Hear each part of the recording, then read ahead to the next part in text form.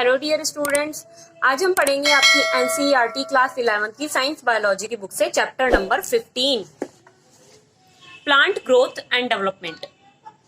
तो ये जो आपका चैप्टर है उसके अंदर आपके कई सारे टॉपिक्स जो हैं वो पहले ही आरबीएससी ने जो रिमूव कर दिए हैं।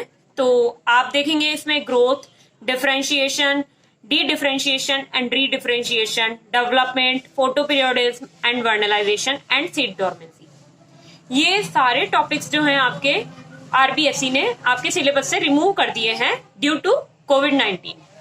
तो आपको जो है सिर्फ इस चैप्टर के अंदर only and only plant growth regulators जो हैं, यानी कि जितने भी प्लांट हार्मोन्स जो हैं उनके बारे में आपको स्टडी करनी है। तो आइए हम अपना चैप्टर स्टार्ट करते हैं आज का chapter number 15। So now we start plant growth regulators, PGRs। अब इसके हम कैरेक्टरिस्टिक्स देखेंगे।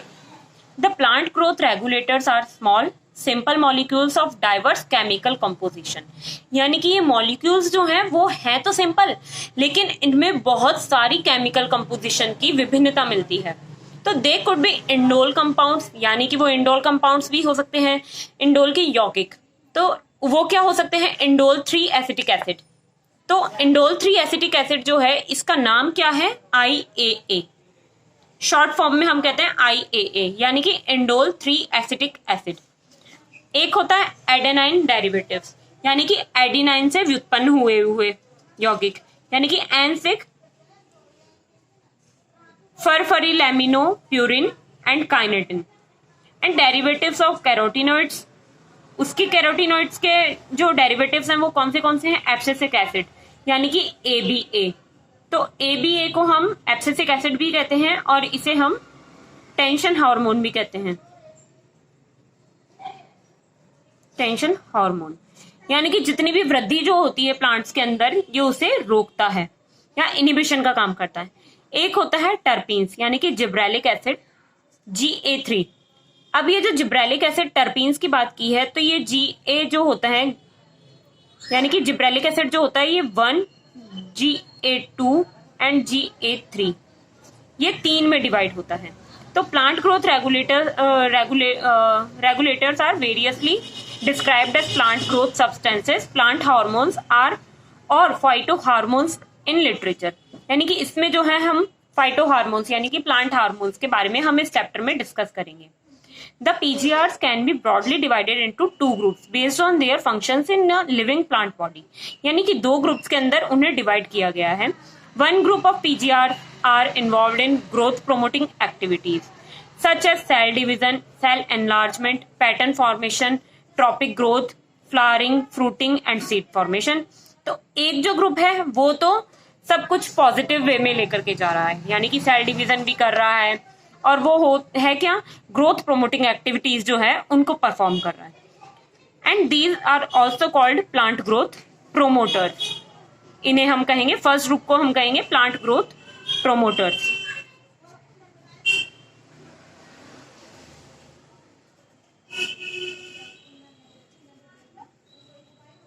For example auxin, gibberellins and cytokinin, ये क्या होंगे? आपके प्रोमोटर्स होंगे, यानी कि ये ग्रोथ को आगे की ओर बढ़ाएंगे।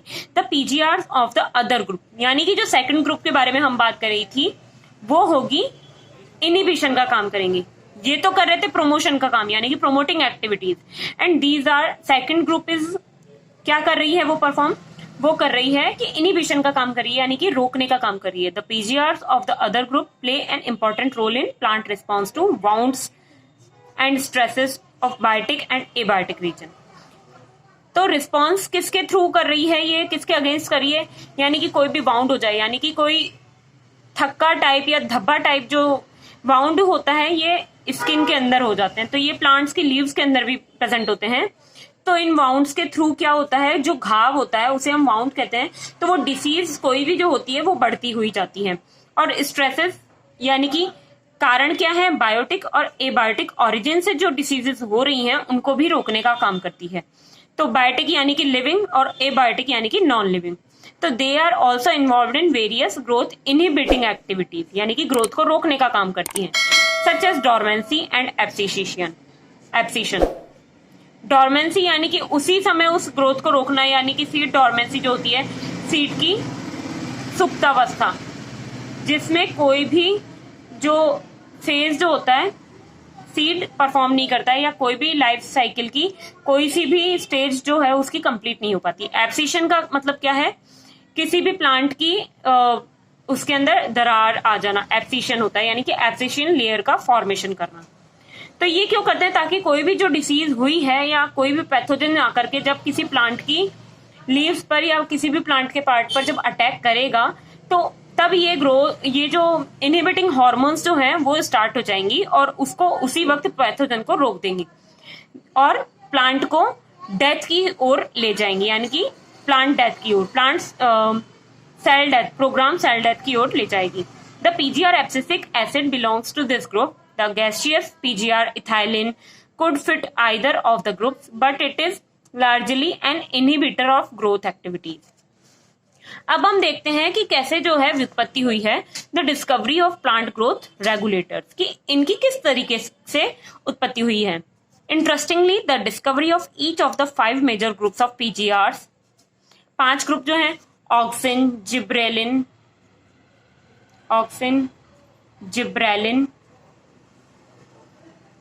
साइटोकाइनिन, इथाइलिन एंड लास्ट एक एब्सिसिक एसिड। तो ये जो है प्लांट ग्रोथ रेगुलेटर्स है। हैव बीन एक्सीडेंटली, यानी कि एक्सीडेंटली जो है इनकी ग्रोथ हुई है, यानी कि उत्पत्ति हुई है, डिस्कवरी हुई है। All this started with the observation of Charles Darwin and his son Francis Darwin, यानी कि जो डार्विन थे उन्होंने ये देखा था when they observe that the coleoptile of canary grass, coleoptile को देखा। कोलियोप्टाइल कौन सा पार्ट होता है, एक जब आप किसी भी एक चने को या किसी भी सीड को जब आप ग्रो करते हो या उसको पानी में सोक करते हो यानी भिगोते हो, तो इस तरीके की जो स्ट्रक्चर होती है, ये यहाँ पर हाइलम होता है, एक यहाँ पर पार्ट होता है, एक यहाँ पर होता है। तो ये वाला जो पार्ट होता है रूट का फॉर्मेशन करेगा, तो इसे कहेंगे हम रेडिकल, और ये जो पार्ट है ये शूट टिप को ग्रोथ करेगा, तो वो क्या होगा, प्लीम्यूल होगा, यानी कि ये तो होगा प्लीम्यूल और ये होगा रेडिकल होगा। तो प्लीम्यूल क्या करेगा, इसे कहते हैं हम प्रांकुर और इसे हम कहते हैं मूलांकुर। तो अब जो रेडिकल जिस पार्ट से कवर होता है तो उसे हम कहते हैं कोलियोराइजा। कोलियोराइजा इसलिए क्योंकि ये राइजोम जो होता है रूट्स के लिए, हम उस एरिया को हम राइजोम कहते हैं, यानी कि राइजो जो है वर्ड रूट्स के लिए यूज किया जाता है। और जो ये प्लीम्यूल जो है जिस पार्ट से कवर होता है उसे हम कहते हैं कोलियोप्टाइल। तो यानी कि कोलियोप्टाइल्स ऑफ कैनरी ग्रास, जो ग्रास थी कैनरी ग्रास, तो उसमें इन्होंने कोलियोप्टाइल को देखा respond to unilateral illumination by growing towards the light source, यानी कि इसमें फोटोट्रोपिज्म मिला कि जिस ओर लाइट थी उसी ओर झुका जा रहा था। जैसे कि आप इसमें देखेंगे इस तरीके से जहां से सनलाइट आ रही है उसी ओर झुक रहा है। तो experiments used to demonstrate that tip of the coleoptile is the source of auxin, कि यहाँ पर जो है ऑक्सिन का फॉर्मेशन होता है, and arrows indicates direction of light, यानी कि लाइट ऐसे आ रही है तो ऑक्सिन उसी ओर जा रहा है। After a series of experiments, it was concluded that the tip of coleoptile was the site of transmittable influence that caused the bending of the entire coleoptile. यानी कि पूरे के पूरे कोलियोप्टाइल को ये बेंड करने के लिए काम आ रहा है auxin. Auxin was isolated by FW, यानी कि Francis Darwin went from tips of coleoptile of oat seedlings, यानी कि ओट्स यानी कि जई के अंदर जो है ये फर्स्ट टाइम डिस्कवरी इसकी की गई थी। The bakanae foolish seedling, disease of rice seedling, यानी कि धान के पौधों के अंदर ये जो डिसीज है वो देखने को मिलती है, was caused by a fungal pathogen Gibberella fujikuroi, यानी कि जो फंगल पैथोजन जो होता है, कवक का रोग कारक जो होता है, यानी कि जिब्रेला फ्यूजिकोराई, जो कि ई कुरोसावा ने देखा 1926 के अंदर। उन्होंने ये डिसीज जो देखी the appearance of symptoms of the disease in rice seedlings when they were treated with sterile filtrates of the fungus. कि इन्होंने जो है जो धान के पौधे थे यानी कि डिसीज जिनमें हो रखी थी, बैकेंड डिसीज जिनमें हो रखी थी, उनको क्या किया, उन्होंने स्टेराइल फिल्ट्रेट जो थे कवक के, उनके साथ में उन्हें रखा और उनके साथ में ट्रीट किया. तब फिर उन्होंने the active substances were later identified as gibberellic acid. तब उन्होंने जिब्रेलिक एसिड की बारे में पता करा.